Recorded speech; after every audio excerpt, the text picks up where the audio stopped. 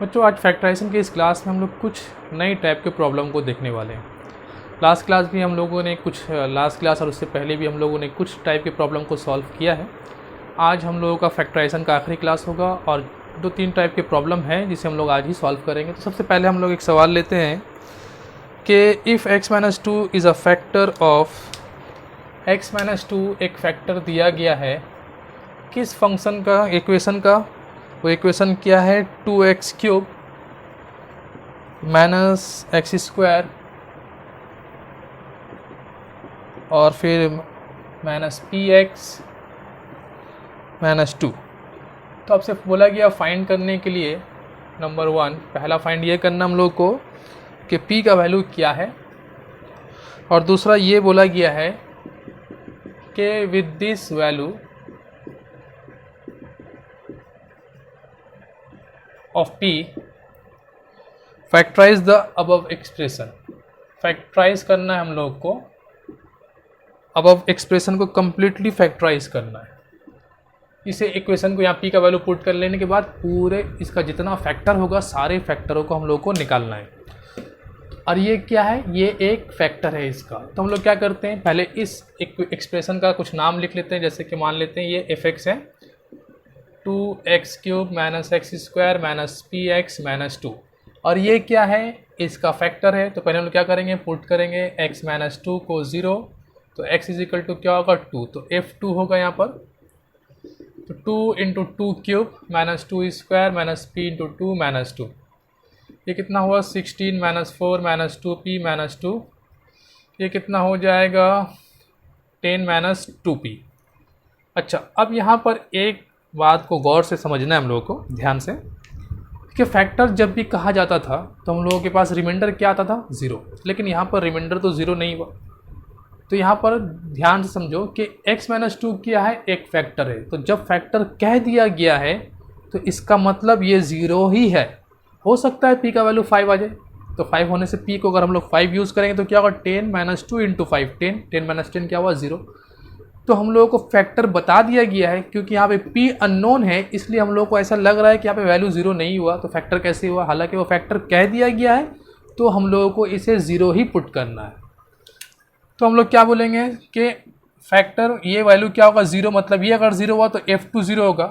तो हम लोग लिख सकते हैं x - 2 is a factor of fx, therefore f2 क्या होना चाहिए, f2 0 होना चाहिए। अब f2 जब 0 होगा तो 10 - 2p का वैल्यू क्या होगा, वो भी 0 होगा। तो 10 = क्या होगा 2p होगा, और p = क्या होगा 5 होगा। तो p का वैल्यू क्या हुआ 5 हुआ। अब इस 5 का इस्तेमाल करना है हम लोगों को इस इक्वेशन में और इसे कम्प्लीटली फैक्टराइज करना। कम्प्लीटली फैक्टराइज मतलब इसका जितना फैक्टर उसे फाइंड करना है। एक फैक्टर तो हम लोग को पता है, बाकी जितने फैक्टर, बाकी कितना फैक्टर होगा, और क्यूब है, पावर में 3 है, तो 2 फैक्टर और होना चाहिए ना। तो एक एक्सप्रेशन क्या बनेगा, fx हम लोग का बन जाएगा, fx हो जाएगा 2x³ - x² - p का वैल्यू कितना आया 5, तो 5x - 2। अब इसे हम लोग क्या करेंगे, इसके बाकी 2 फैक्टरों को पता करना है। तो हम लोग डिवाइड करते हैं इसे x - 2 से, 2x³ - x² - 5x - 2।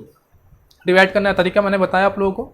इसके पहले नंबर को इसके पहले नंबर से डिवाइड करेंगे तो क्या कर सकते हैं, 2x³ x स्क्वायर आएगा, 2x² को यहाँ लिखेंगे, 2x² से इन दोनों को मल्टीप्लाई करेंगे और यहाँ पर लिखेंगे। तो 2x² × x, 2x³ 2x² × -2 -4x²। Sign change कर लेते हैं, ये कितना आएगा 3x² - 5x - 2। इसका पहला नंबर कौन है 3x², किससे डिवाइड करेंगे x से, तो x लिख लेते हैं, कैंसिल, क्या आया +3x। इस 3x से दोनों को मल्टीप्लाई करेंगे, 3x² - 6x, साइन चेंज करो, minus cancel, +6x - 5x, x बचेगा -2। इसका पहला नंबर कौन है x, इसका पहला नंबर कौन है x, डिवाइड करो 1 आएगा, +1, इस 1 से दोनों को मल्टीप्लाई करो, x - 2, रिमेंड, साइन चेंज करो, कैंसिल, 0। तो अब यहाँ पर क्वाड्रेटिक इक्वेशन आ चुका है। हम लोग जानते हैं जब भी क्वाड्रेटिक इक्वेशन आएगा तो उसे हम लोग मिडिल टर्म में ब्रेक करेंगे। तो अब इसे हम लोग मिडिल टर्म करते हैं। नाउ 2x² + 3x + 1, इसे हम लोग क्या करेंगे मिडिल टर्म। तो कैसे लिख सकते हैं, 2x² + 2x + x + 1, इन दोनों से क्या कॉमन आ रहा है 2x, तो क्या बचेगा x + 1, और यहाँ से x + 1, x प्लस वन को कॉमन लेने से हम लोग को क्या मिलेगा 2x प्लस वन। ठीक है, तो यहाँ पर हम लोग को दो फैक्टर मिला x प्लस वन और 2x प्लस वन, और एक फैक्टर यहाँ पर था x माइनस टू, तो टोटल तीन फैक्टर हो गया। इसलिए हम कह सकते हैं कि the factor of this expression is x minus to, x plus one and 2x plus one. ठीक, अब हम लोग कोई दूसरा सवाल देखते हैं। जैसे कि यहाँ पर एक सवाल दिया गया है,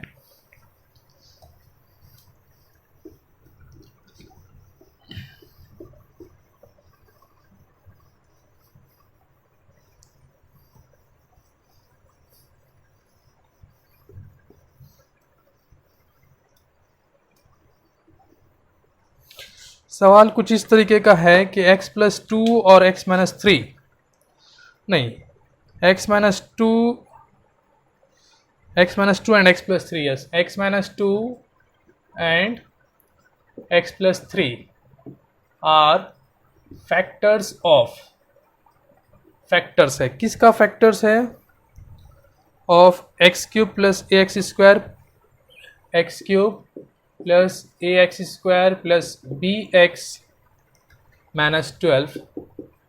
फाइंड करना है आप लोगों को, फाइंड ए बी का वैल्यू पता करना। तो ये बहुत ही आसान सा प्रॉब्लम है।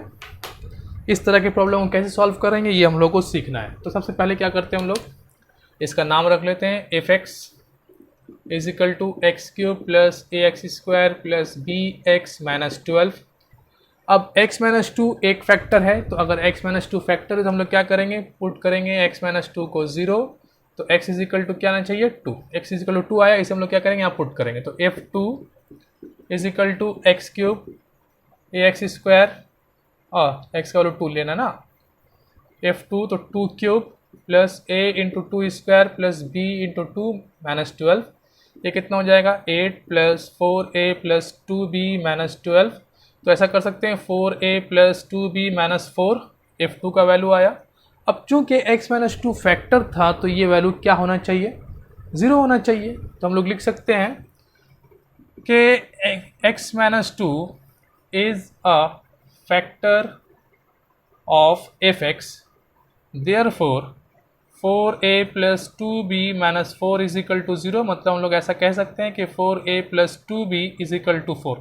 ये 2 से डिवाइड हो सकता है, लेकिन हम लोग अभी रहने देते हैं, बाद में देखते हैं, अगर ज़रूरत पड़ा तो बाद में डिवाइड करेंगे। अब बात करते हैं कि x प्लस थ्री भी एक फैक्टर है, तो हम लोग क्या करेंगे, पुट करेंगे x प्लस थ्री को 0, मतलब x is equal to minus three. अब x is equal to minus three इस इक्वेशन में पुट कर लेते हैं, f माइनस थ्री का cube plus a minus three में square plus b minus three और माइनस 12, ये कितना हो जाएगा minus 27 minus 9 plus 9a minus 3b minus 12, ये कितना होगा 9a माइनस 3b और ये कितना हो जाएगा माइनस 39, एफ ऑफ माइनस 3 का वैल्यू।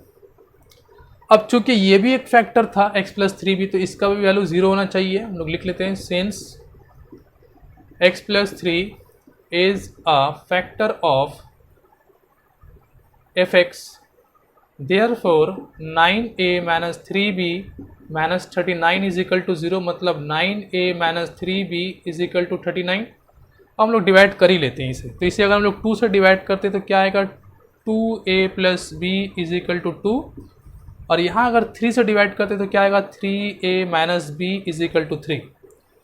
अब इन दोनों इक्वेशन को हम लोग साइमल्टेनियसली सॉल्व करेंगे, और सॉल्व करने के बाद हम लोग को a और b का वैल्यू मिल जाएगा।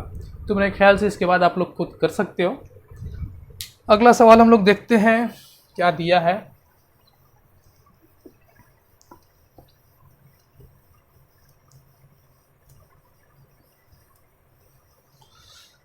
जैसे कि दिया गया है कि x minus two is a factor, x minus two is a factor of, किसका फैक्टर है 2x cube plus a x square, 2x cube plus a x square plus b x minus 14, ठीक है माइनस 14। और साथ ही साथ ये कहा गया है and when the expression is divided by x minus three, when ये एक्सप्रेशन को जब हम लोग डिवाइड करते हैं इज डिवाइडेड बाय, कहाँ गया, x-3 से डिवाइड करते हैं तो यहाँ पर हम लोग को एक रिमाइंडर मिलता है।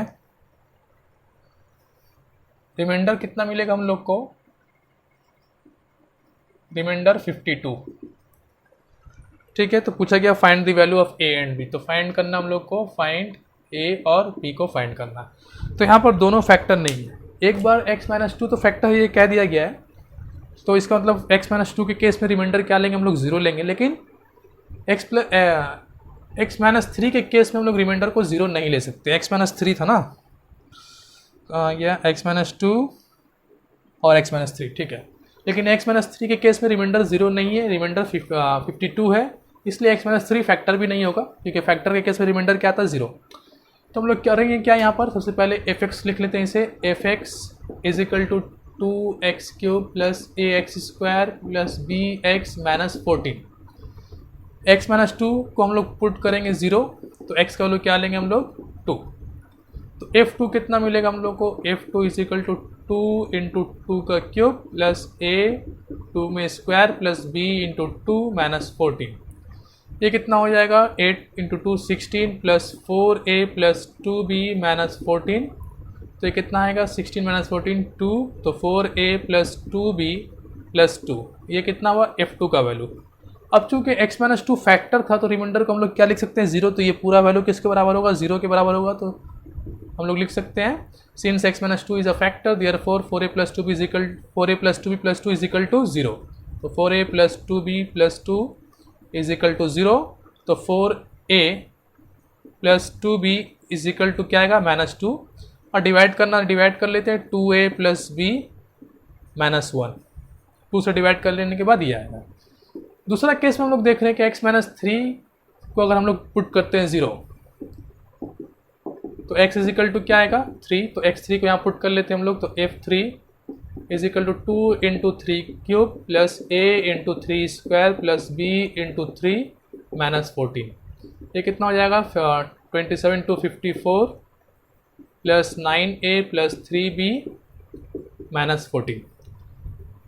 अच्छा, ये कितना होगा, 9a प्लस 3b प्लस 40। अब यहाँ पर इसे हम लोग f3 को हम लोग 0 नहीं पुट कर सकते, क्योंकि x-3 फैक्टर नहीं है, ऐसा कहा नहीं गया कि x-3 फैक्टर है। तो ये एक रिमाइंडर है और इस रिमाइंडर का वैल्यू दिया गया है 52, तो हम लोग लिख सकते हैं 9a plus 3b plus 40 is equal to 52। 40 को उधर ले लेते हैं, 9a plus 3b is equal to 12, 3 से डिवाइड कर लेते हैं, 3a plus b is equal to 4, और ये इक्वेशन 2। अब इन दोनों इक्वेशन को जब हम लोग सॉल्व करेंगे तो हम लोग को क्या मिलने वाला है, a और b का वैल्यू। तो ये दो तीन तरह के प्रॉब्लम को हम लोगों ने देखा।